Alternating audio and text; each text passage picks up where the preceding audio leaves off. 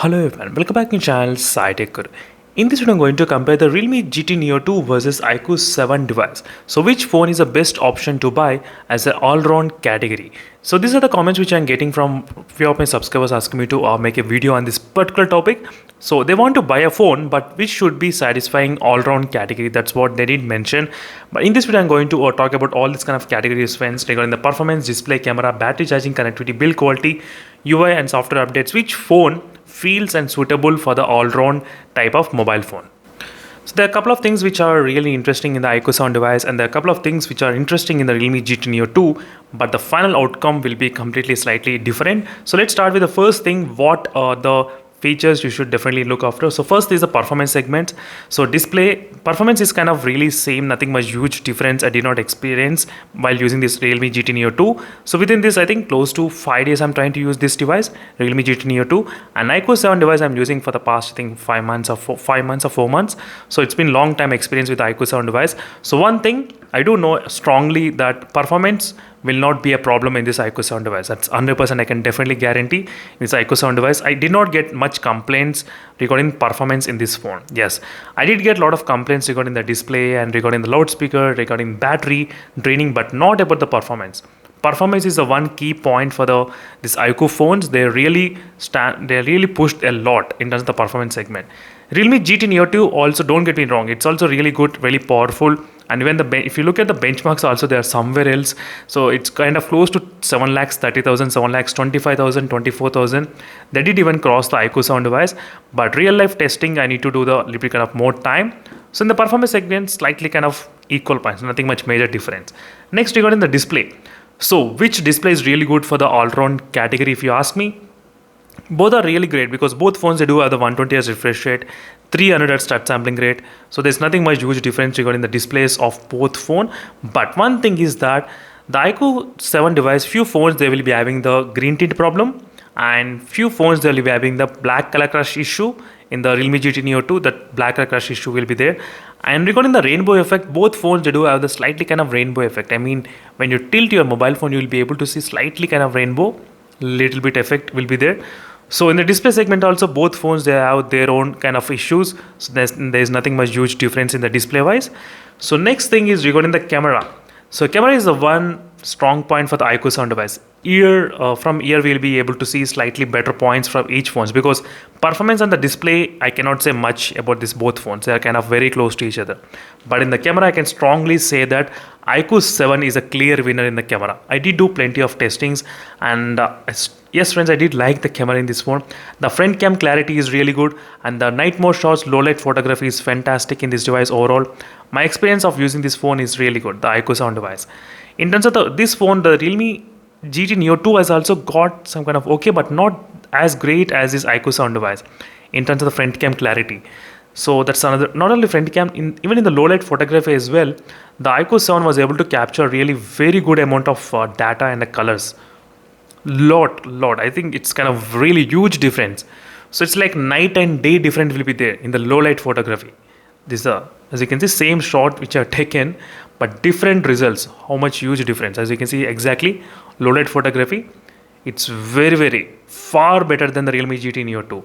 Not only in the low light photography, even in the front cam, even in the little bit kind of stabilization as well, slightly better points for the iQOO 7 device. So next is regarding the battery and the charging. Realme GT Neo 2, of course, it can actually charge within close to 33 minutes, 34 minutes, and 5000 mAh of battery is slightly better than the iQOO 7 device. And connectivity wise also, Realme GT Neo 2, this is where the points started to get higher in the Realme GT Neo 2.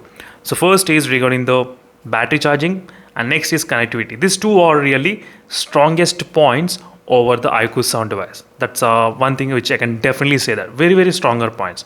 So battery and the charging we cannot ignore, because it's really very fast, and we can get actually 1 hour, maybe 45 minutes of more screen on time than the iQOO 7 device. 30 to 1 hour, 30 minutes to 1 hour of time, that kind of difference will be there. And connectivity, more 5G bands, that's one plus point, and better Wi-Fi connection also, that's one plus point. Don't get me wrong, even the iQOO 7 also got really good Wi-Fi connection, but the transfer link speed is slightly higher in the Realme GT Neo 2, which can actually go up to 300 Mbps of transfer link speed. This iQOO 7 did reach up to 144 Mbps of transfer link speed only in my testing. That's another thing you should know. So more 5G bands and better Wi-Fi connection. So in the connectivity wise, the Realme GT Neo 2 has got advantage. So next regarding the build quality, nothing much huge difference regarding the build quality, because the loudspeakers wise also the Realme GT Neo 2 slightly better, little bit, not a huge, little bit better in this phone. Regarding the build quality, apart from that, I did not notice much difference between these both phones. Same type of haptic feedback. Yes, for the first time I'm saying same type. Yes, friends, before the iQOO sound used to have really very strong haptic feedbacks, but the Realme GT Neo 2 also got really very strong haptic feedbacks. Unfortunately, you cannot use these haptic feedbacks while gaming, but you can use the haptic feedbacks while gaming in this device. In the iQOO sound device, you can actually use those haptic feedbacks. So these are the quick comparison which I of just letting you know, friends, regarding the all-round category.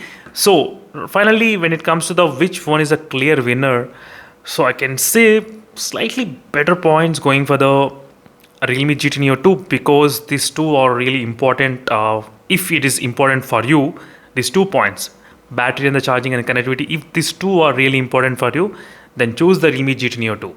If any none of this is important for you, then choose the iQOO sound device. If you want the better camera, iQOO sound device. So even with a lot of software update, doesn't matter how many Gcams versions you install, anything you install, this cannot come as close as this iQOO sound device in terms of the camera. That's remember one thing. Don't get me wrong. Even this phone camera is really good, not bad. Outdoor photography is really good, but slightly better front cam in this device. That's another thing, and slightly better low light photography and stabilization also slightly better. These are the points which I'm trying to mention. So if you want performance and slightly optimized high refresh rate games, then go for the iQOO sound device and the camera. These two things, camera and the performance slightly in the iQOO sound device, battery charging and the connectivity in the Realme GT Neo 2. So I gave my complete final conclusion about these both phones. So it's up to you to decide, friends, which phone comes under the all-round category. If there is a headphone jack for this phone, I could have easily given this all-round category for this device, but there is no headphone jack. If this phone has got any kind of curved display like Explorer, which they thought of launching but they did not launch, so I could have given points, but there is nothing much special regarding the display, nothing at all. So these are my complete review, friends, between both phones. I hope you understand completely, and make sure to follow the playlist which are created for the both devices.